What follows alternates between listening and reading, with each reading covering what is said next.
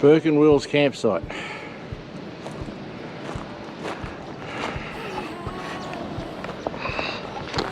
A little bit significant in this area because that is where Burke Wills camped when they were around this area. Hey highway, you know I can't stay, and the leaving ain't as hard as staying gone. Hey highway, hey horizon, I'm keeping my eyes on you and what you promised that you're holding. But this road widens as the sky brightens, and the sun is wiping pain from my face. Hey highway, still water runs deep, and love is too damn cheap in that town. Well, good morning. Steve from Mud Ducks 4-Drive Touring with another spotlight on campgrounds. Today I'm at the Burke Wills Campground, which is, oh, sorry about that, I've got a cat head in my boot, which is on the Menindee Lakes. So I'll give you a look at it. It's quite big, so I'll show you what I can.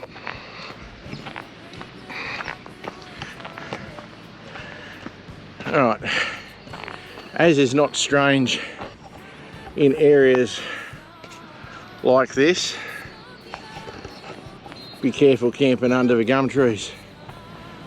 Limbs do fall off. Anyway, this is the drive into the site. As you can see, the roads are well formed, and the road to get here is dirt, but it's good dirt. It's got a bit of bull dust on it, but you would expect that.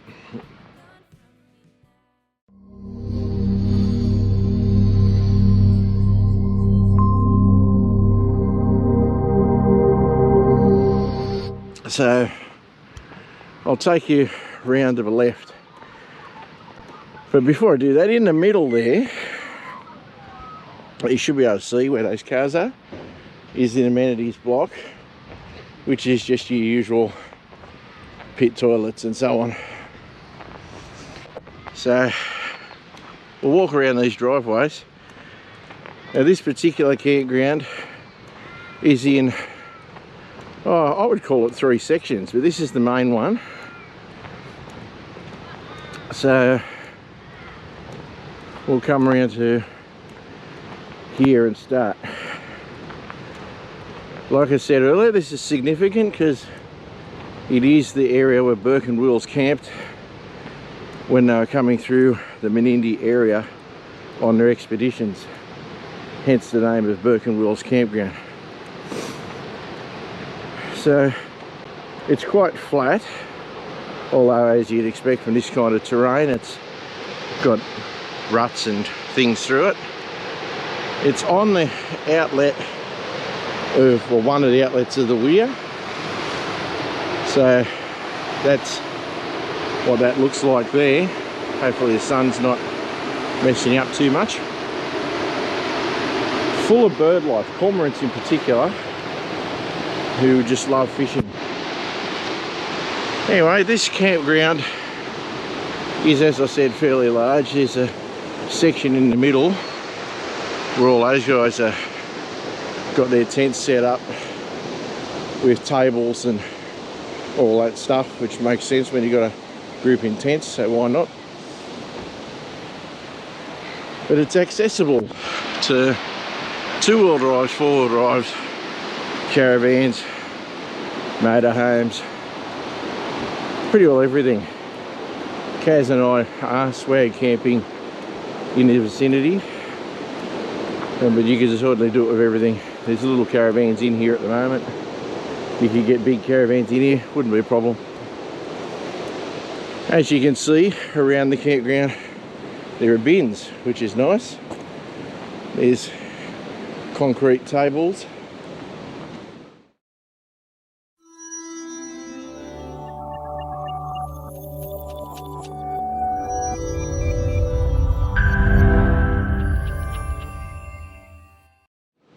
look a bit reminiscent of fish cleaning tables, but they're not necessarily. On fishing, yes, you can fish here. There's fish in that water. We've been watching cormorants catch them all day, all yesterday. There's an area down the corner there where you can just see the top of a little caravan.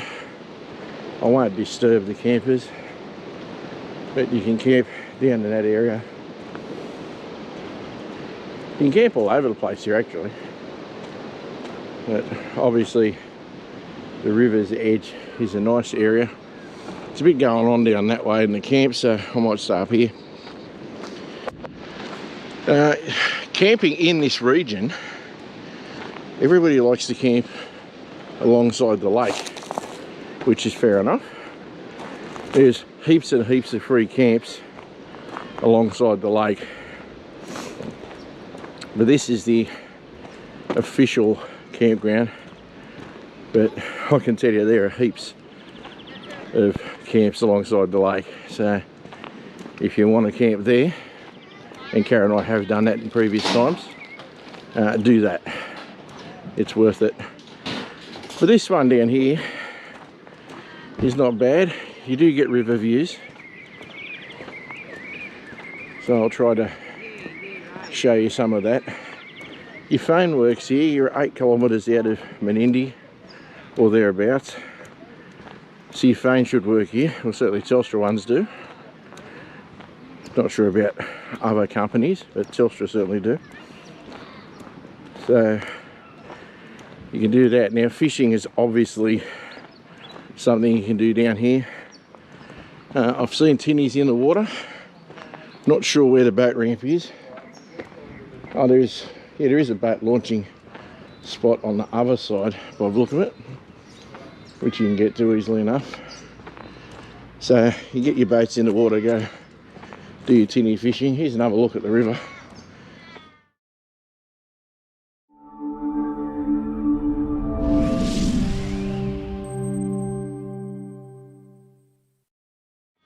By the way, this is the Darling River, even though it's on the other side of a weir. It is still the Darling River, so it's pretty nice. And the campground goes on. Karen and I drove through this one yesterday before deciding on our spot last night, so we have had a look at it, but it's quite big, but it's more of the same. It's just these spots pretty well anywhere you like. Yeah, pretty well anywhere you like. It's not bollarded, it's free, so just set up wherever you want. As I said, camper trailers, caravans, everything is fine in here. The ground is a bit hard, as you expect in this part of the country, so bring a drill if you've got to put pegs in the ground. That will make your life easier. Now for bigger groups, where I'm looking over there, that's getting towards the limits of the campground out that way, but lots of room in there. Lots of room in the middle here. In this part of the country, of course, if you're not careful, there is a few cat heads in the grass, or where the grass mostly isn't. So, as I did right at the start of this clip, it's not hard to flick them up and into your boot. And they're sharp little suckers, so be aware of that. Alright, so it's a fair walk around this part of the campground. There's not a lot more I can tell you at this point of this part of the campground, but there is more to show you, but it will take me a little while to get there. So bear with me and I'll take you there. So there's a fairly typical camping arrangement in here. You've got tents, camper trailers, swags on stretchers, it's all going on. It's just a great spot. And you've got, on the other side of the levee where I started the clip, is you've got the the Lake Pamamaru.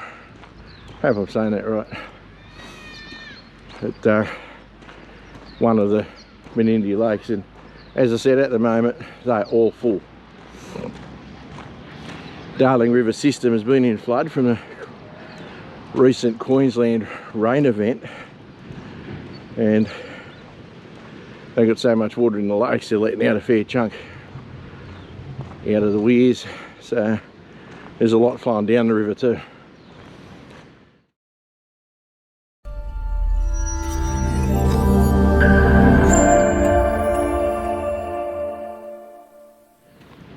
So that's this part of Burke Wills Campground, and this would be the part your GPS coordinate will take you to. I'll take you over to some more when I get there, because I've got a couple of minute walk to get there. I'm just leaving part one of the campground. I didn't know this road was here yesterday, otherwise I would have driven around here. But anyhow, that is the Weir outlet, and when you camp not far away from it like we're not, you get that beach sort of feeling, because it sounds like that a little bit.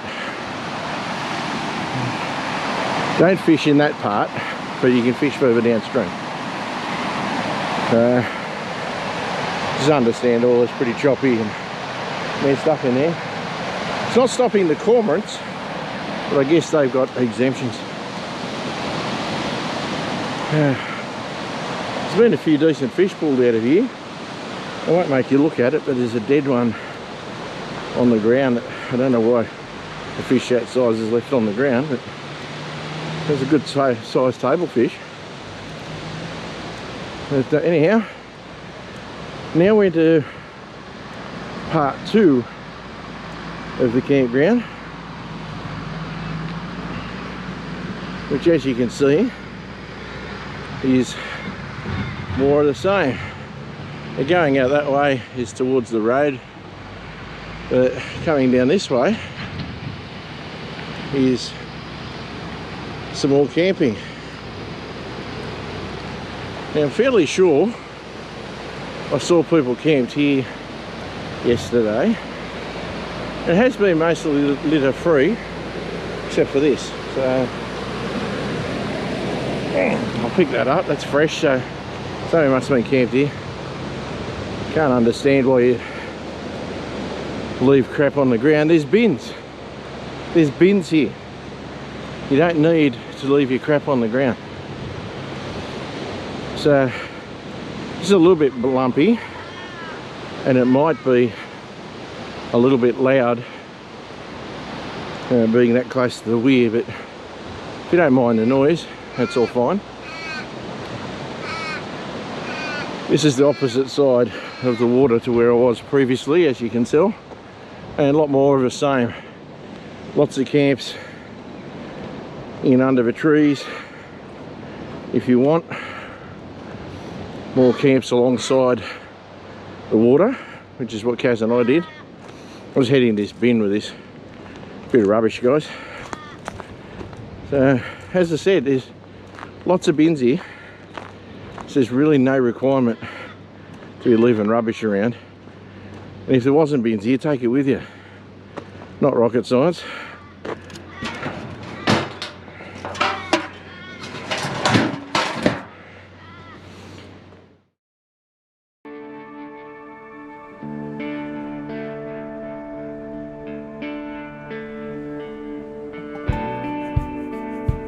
So, as you can see, it's fairly big. You get a lot of good camping over there. There's a big stone thing here. Water's not drinkable, according to the sign from the tap. But I guess you can use it to wash up a bit. There's people camped here last night. It's not a bad spot either.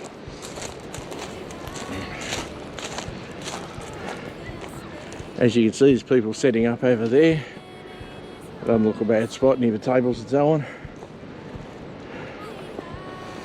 Here's our camp. So we, like I said, we did camp here last night. Now Kaz has been doing the domestic duties while I've been walking around bludging, filming. So she's looking after us. Anyway, you're coming to the end of part 2 of the campground.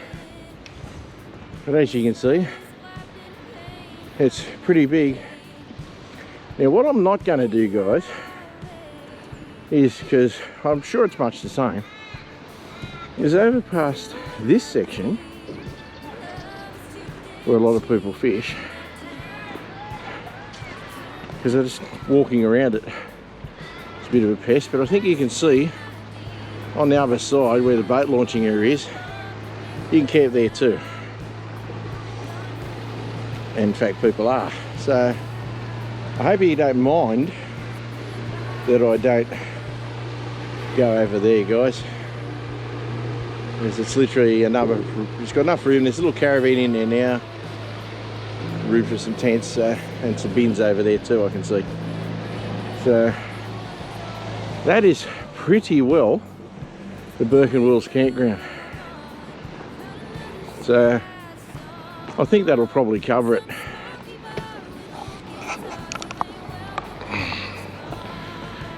So hopefully you enjoyed this video. If you did, put a like on it. It really helps the channel. If you're new here, consider subscribing. If you do subscribe, click the notification bell and you'll know when a new video comes out. And to the old hands, as always, thanks again for taking the time out of your day to watch one of my clips. And just remember, guys, just get out there, enjoy the bush, and we'll catch you on the next one. Cheers for now.